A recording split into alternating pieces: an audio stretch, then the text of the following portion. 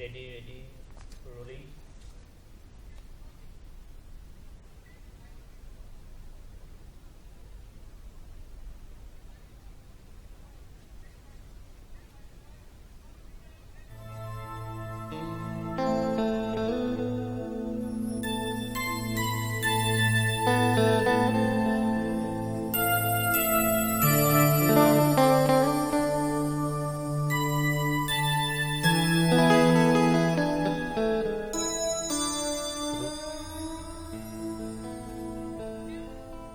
विजयी विश्व तिरंगा प्यारा, झंडा ऊंचा रहे हमारा, सदा शक्ति बरसाने वाला, प्रेम सुधा सरसाने वाला, वीरों को हरसाने वाला, मातृभूमि का तन मन सारा, झंडा ऊंचा रहे हमारा।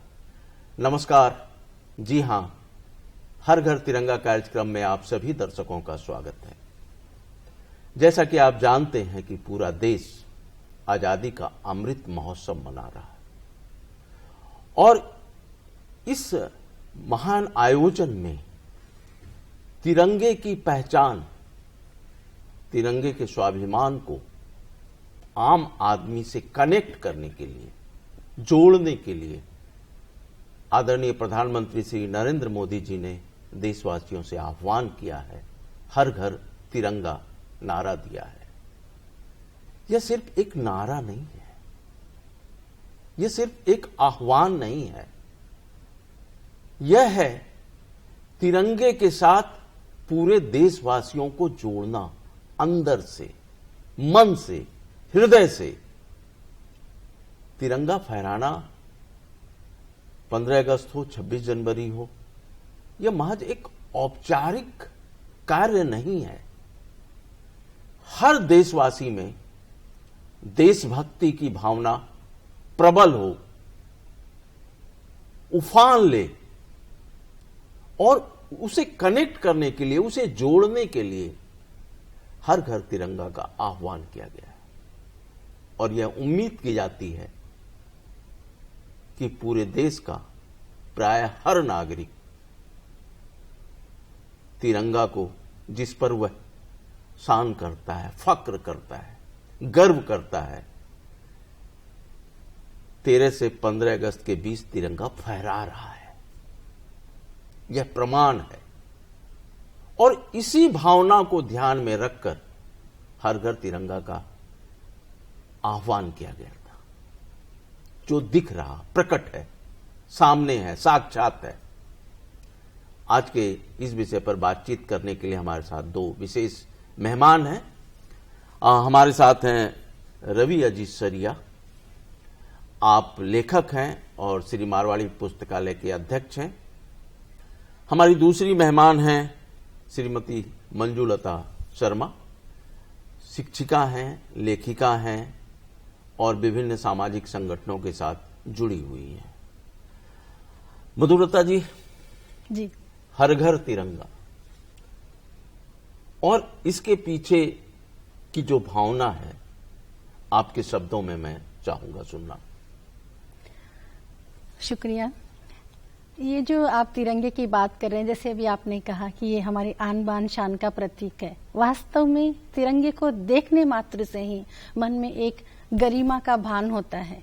इसके जो 3 रंग हैं, केसरिया, हरा, सफेद, वो हमें त्याग, बलिदान, समृद्धि, खुशहाली और शांति का परिचायक है, जिसको देखने से हमें एक इस भारत देश के नागरिक होने का गौरव प्रदान होता है। हमें लगता है कि ये तिरंगा वास्तव में हमें आत्मसात और इससे हमें आत्मीयता होनी चाहिए। इस हेतु जो हमारे आदरणीय मोदी जी ने जो ये प्रयास किया है, हर घर तिरंगा, वास्तव में ये हम सबको तिरंगे के और करीब ले जाएगा।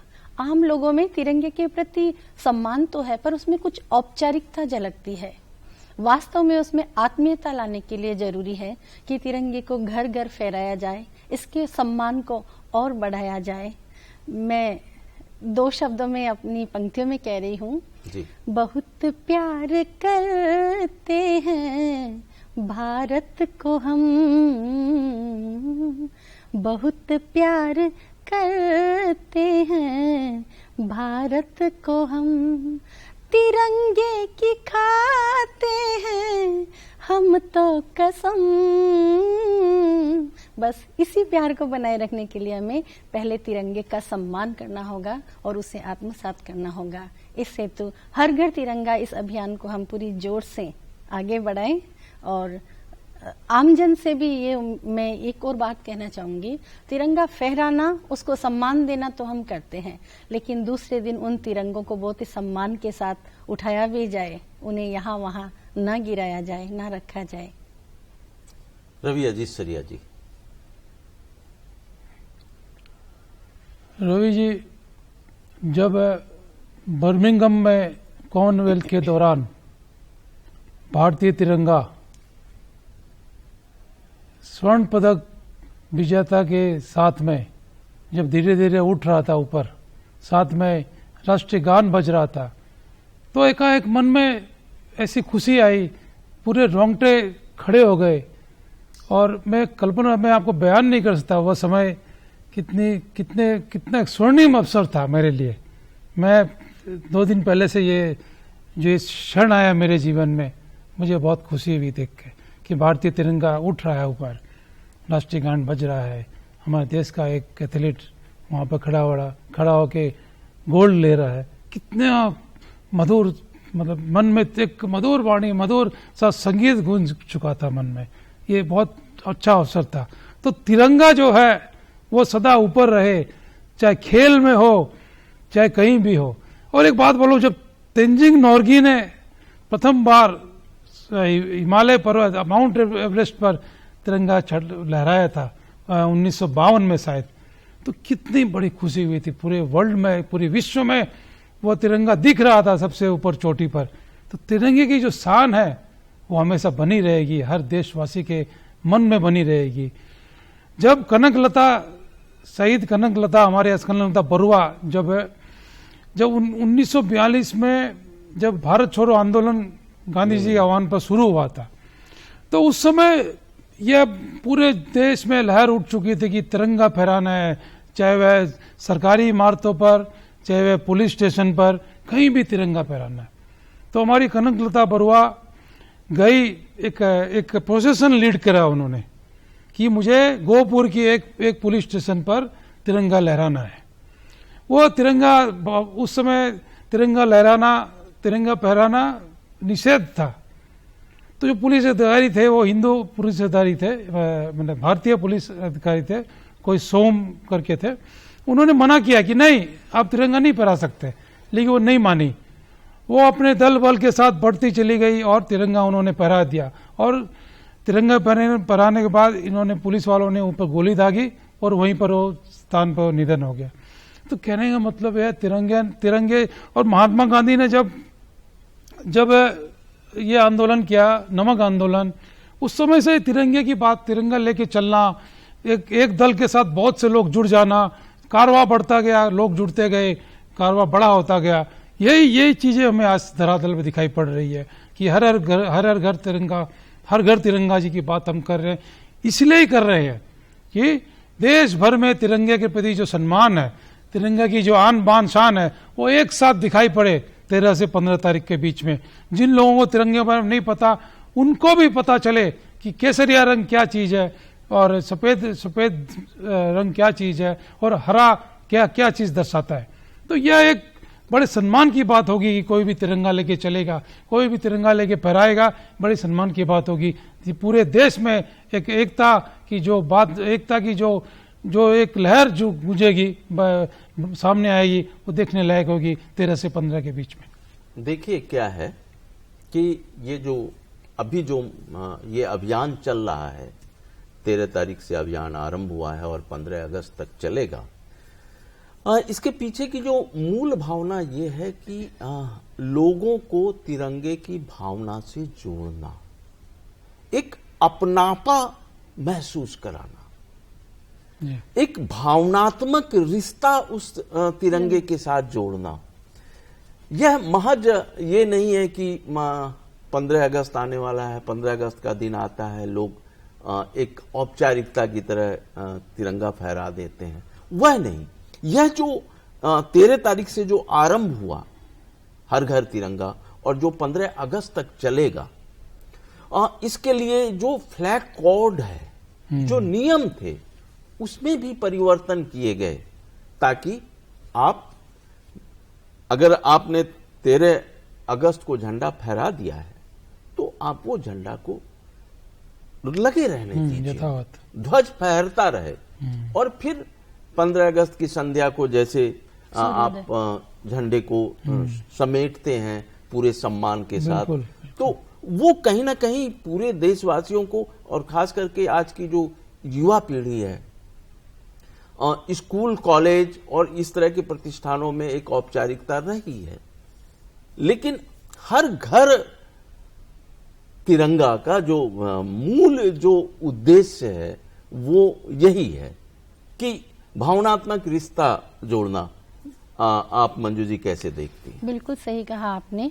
तिरंगे को फहरा देना मात्र ही हमारा दायित्व नहीं है, वास्तव में उससे लगाव। मुझे याद है जब हम छोटे थे और 15 अगस्त आने वाली होती थी तो करीब 15 दिन, 20 दिन, महीनों पहले एक उत्सव की तरह इसकी तैयारियां होती थी, नाच गाने होते थे। और कहीं तो ऐसे गांव हैं जहां 15 अगस्त को झंडोत्सव ही बोलते हैं, उनकी स्थानीय भाषा में वो झंडोत्सव है। उस दिन झंडा फहराना है और झंडे के सम्मान में तरह तरह के कार्यक्रम करने हैं।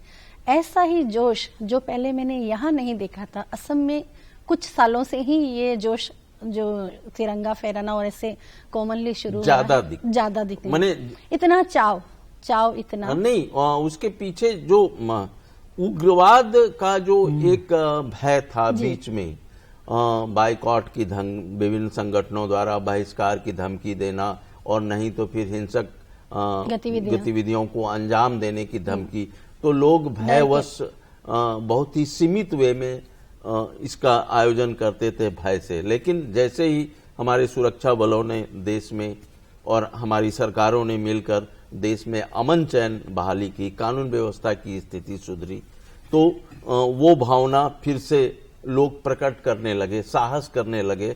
और इसलिए पिछले कुछ वर्षों में एक बार फिर से तिरंगा आपको विभिन्न सरकारी कार्यालयों के अलावा निजी कार्यालयों में, निजी स्थानों पर, अलग अलग जगहों पर नागरिकों द्वारा इसका आयोजन भी होना पड़ा, क्योंकि ये वही असम है जहां पर 1919 का आंदोलन अगर हो और उस समय सत्याग्रह आंदोलन जो गांधी जी का था, और गांधी जी बाद में 21 में आए भी यहाँ पर, या 1942 का जो आंदोलन था पूरा, उसी समय वो कनकलता बरुआ, मुकुंद काकुती और बाद में कुशल कुमार को फांसी दे दी गई, या पूरा असम आंदोलन के चाव में और राष्ट्रीय पताका लेकर घूम रहा था। तो आपने जो बातें की उसी के विस्तार में मैंने ये आपको थोड़ा सा बैकग्राउंड बता दिया। बिल्कुल सही कहा। 20 तारीख थी वो, 20 सितंबर, कनकलता बरुआ को जब गोली मारी गई थी, 20 सितंबर 1942 थी। भारत छोड़ो आंदोलन के दौरान ही जब वो फ्लैग लेके जा रही थी, जा रही थी, तो उनको रोका गया और उसी वो जैसे ही आगे बढ़ी उनको गोली मार दी गई। तो वो फ्लैग, राष्ट्रीय पताका, हमारा तिरंगा नीचे नहीं गिरे, तो मुकुंद काकुती ने दौड़कर उसको बिल्कुल आगे पकड़ लिया। बिल्कुल आपने जैसे कहा कि तिरंगा अमन, चैन और शांति का विधायक है, उसका प्रतीक है। और वास्तव में मुझे ऐसे लगता भी है कहीं कहीं कि अब हमारे देश में वैसा अमन, चैन और शांति का जो वातावरण है वो कायम हो भी गया है, और मुझे लगता है ये आगे मजबूत होता जा रहा है। तिरंगे के प्रति नतमस्तक हो जाना तो हमारे बोलते हैं खून में ही है, हमारा जन्मसिद्ध अधिकार है। हमें तिरंगे के नाम से ही ऐसा लगता है, देखने से ऐसा लगता है कि यही हमारी शान है, यही हमारी आन है और यही हमारी बान है। एक गीत है, देशभक्ति गीत जी, वो हमारे देश के इस अमन चैन को दिखाता है जी, मुझे बहुत पसंद है वो। मेरा मुल्क, मेरा देश, मेरा ये वतन, शांति का, उन्नति का, प्यार का चमन, इसके वास्ते निसार है मेरा तन, मेरा मन। ए वतन, ए वतन, ए वतन, जाने मन, जाने मन, जाने मन। इसका एक अंतरा और बिल्कुल जी। सटीक बैठता है। अपने इस चमन को स्वर्ग हम बनाएंगे, कोना कोना अपने देश का सजाएंगे, जश्न होगा जिंदगी का, होंगे सब मगन, होंगे सब मगन। हाँ ऐ वतन, मेरा मुल्क मेरा देश मेरा ये वतन, शांति का उन्नति का प्यार का चमन, इसके वास्ते निसार है मेरा मन मेरा तन। ये हमारे तिरंगे की शान है। बहुत धन्यवाद मंजुलता जी, आपने अपनी मीठी वाणी में इन पंक्तियों को गुनगुनाकर हमारे दर्शकों के लिए एक माहौल बनाया। और देखिए वो जो भावना है हर घर तिरंगे की, कि भावनात्मक रूप से जोड़ना, पहले भी सुबह 15 अगस्त या 26 जनवरी की सुबह प्रभात फेरी निकाली जाती थी, निकलती थी, और राष्ट्रीय गीत गाते हुए लोग गांव मोहल्ले में से गुजरते थे। बिल्कुल। और फिर राष्ट्रीय पताका फहराने के बाद भी विविध तरह के सांस्कृतिक कार्यक्रमों का आयोजन होता था। लेकिन बीच में एक ऐसा भी दौर आया कि लोग बस एक औपचारिकता के तहत तिरंगा को फहराने के बाद, और ये जो राष्ट्रीय दिवस है इसको एक छुट्टी का दिन मानने लगे।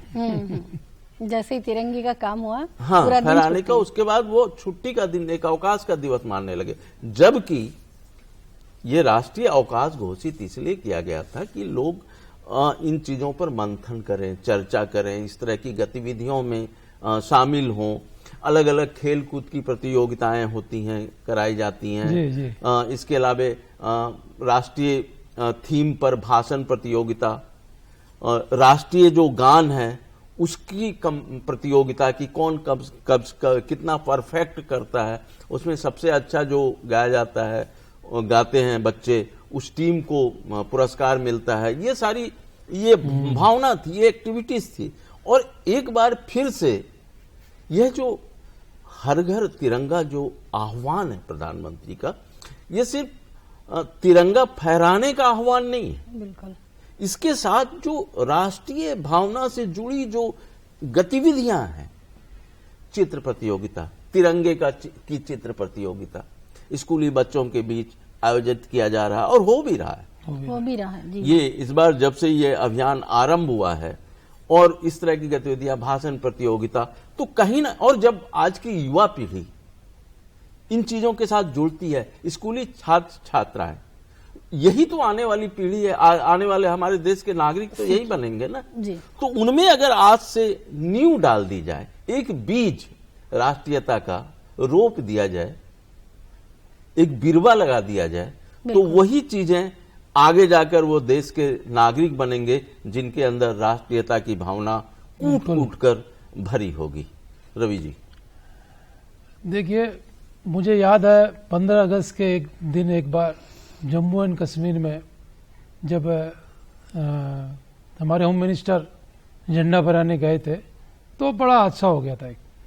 उस समय ऐसा लगने लगा कि देश भर में, पूरा देश में कितनी मुश्किलें हैं झंडा फहराने के लिए। एक झंडा एक देश, यह हमारा एक संविधान में एक हमारा ये झंडा राष्ट्रीय झंडा है। तो वो दिन जो थे, या हमारे असम में जो आप बोल रहे थे, हमारे असम में भी एक ऐसा दौर आया कि लोग झंडा फहराने में लोगों को असुविधा होने लगी। वह दौर से हम गुजर चुके हैं। अब देश भर में शांति विराज कर रही है, देश प्रगति की ओर अग्रसर है, देश नया कुछ पाना चाहता है, चाहे डिजिटल माध्यम से हो, चाहे वह अपनी पुरानी चीजों को, संस्कारों को एक साथ लेके चलने की बात हो। तो हर घर तिरंगा जब फहराया जाएगा तो 20 करोड़ घरों की बात हम करेंगे। 20 करोड़ यानी 6 व्यक्ति अगर हो एक घर में, तो 120 करोड़ व्यक्ति हो गए। उस 20 करोड़ घरों में अगर तिरंगा फहराया जाए एक साथ, तो हम कल्पना कर सकते हैं क्या सुंदर मनोरम दृश्य होगा वो। कि सारे घरों में, एक कतार में, एक मोहल्ले में, एक कतार में जब बिल्डिंगें हैं सारी, वो एक मोहल्ला में एक सारी जो जगह लोग रहते हैं उनमें सारे जगह तिरंगा फहर रहा है, दिख रहा है। कितना सुंदर मनोरम दृश्य होगा। मैं एक कल्पना कर सकता हूं। तो इस भावना के पीछे जब देश भर में देश प्रेम की भावना जब निकल के आएगी तो ये बात है कि अपन एक सकारात्मक दिशा में आगे बढ़ेंगे, नकारात्मकता खत्म हो जाएगी। सने सने ये जो चीजें लोगों में दिमाग में घर कर जाती है, जातिवाद हो चाहे वह धर्म को लेके हो, धीरे धीरे द्वेष जो बोलते हैं वो खत्म होने के कगार पे आ जाएगा अगर इस तरह की भावना देश में आ जाए कि नेशन फर्स्ट। तो ये एक तिरंगे का काम, तिरंगे ने बहुत बड़ा काम किया है और करेगा भी। नहीं, आपकी बात सही है। और खास करके जब हम विदेश में जाते हैं और वहां पर जब किसी भवन पर भारतीय मिशन का हो, भारतीय राजदूत का हो या भारत सरकार का कोई कार्यालय हो और वहां अचानक तिरंगा जब दिख जाता है तो उस समय कितना गर्व महसूस होता है। बिल्कुल। या अभी जैसा आपने कहा, अभी जो कॉमनवेल्थ का कार्यक्रम खेल चल रहा है वहां पर जब हमारे खिलाड़ी तिरंगा लेकर तिरंगे के साथ जब पदक को ग्रहण करते हैं या उस समय जब तिरंगा फहराया जाता है तो वो जो एक कहीं ना कहीं वो चीजें हर भारतवासी को गर्वित कर देती है। वो तिरंगा ऐसे धीरे धीरे उठता है, राष्ट्रीय गान चल रहा है तो स्वर्ण पदक वाले ऊपर, तिरंगा ऊपर, दूसरे देश को ये रजत वाला नीचे, फिर ब्रॉन्ज वाला नीचे, तो धीरे धीरे ऐसे उठता है। तो जैसे जैसे धीरे उठता है मन का ज्वार भी ऐसे ऐसे ऊपर चलने लगता है। तो मन में जो खुशी आती है कोई कल्पना नहीं कर सकता। मुझे बहुत खुशी हुई। नहीं, और इसलिए भी मंजुलता जी आपने भी देखा और महसूस किया है, आप स्कूल में शिक्षिका भी हैं, और किस तरह से बच्चे में तिरंगे के प्रति, तिरंगा तो एक प्रतीक है, राष्ट्रीयता का प्रतीक है। वह एक महज 3 रंगों का ध्वज नहीं है, वो हमारी राष्ट्रीयता का प्रतीक है, हमारे राष्ट्रीय स्वाभिमान का प्रतीक है। तो जो बच्चों में आप किस तरह से इन चीजों को पिरोती हैं, राष्ट्रीयता को? जी, मैं आपकी इस बात से एकदम सहमत हूँ कि वो सिर्फ एक कपड़ा नहीं है, वो एक ध्वज नहीं है, उसके 3 रंगों का अपना महत्व है। उसकी जो 24 तीलियां हैं अशोक चक्र के सारनाथ स्तंभ से ली हुई, वो तीलियां हमें निरंतर प्रगति का संदेश देती है। और हम अपने स्कूल के, मैं एक शिक्षिका होने के नाते ये कहना चाहूंगी कि हम अपने स्कूल के बच्चों में इसको प्रगति की तरफ बढ़ें, आगे बढ़ते हुए वो जाएं और इसका उन्हें भान कराएं कि वास्तव में ये जो तिरंगा है, इसकी जो 24 तीलियां हैं, ये प्रगति की सूचक है, जीवन में निरंतर आगे बढ़ने की सूचक है। और हम अपने बच्चों को इनका महत्व समझाते हुए इसके बारे में कह सकते हैं, उनमें इस तरह की प्रतियोगिताएं करा सकते हैं कि वास्तव में तिरंगा एक विचार है जो हमारे अंदर स्वाभिमान को, देशभक्ति को और देश के प्रति नतमस्तक होने के भाव को हमारे बच्चों में हमें भरना चाहिए। मेरे ख्याल से बच्चों में, ये आपने सही कहा कि इस तरह की प्रतियोगिताएं होनी चाहिए और प्रतियोगिताओं को आहूत करके बच्चों को इस बारे में जानकारियां दी जानी चाहिए, तिरंगे का महत्व बताया जाना चाहिए और उन्हें आगे से आगे इस तरह की गतिविधियां करवाते रहना चाहिए।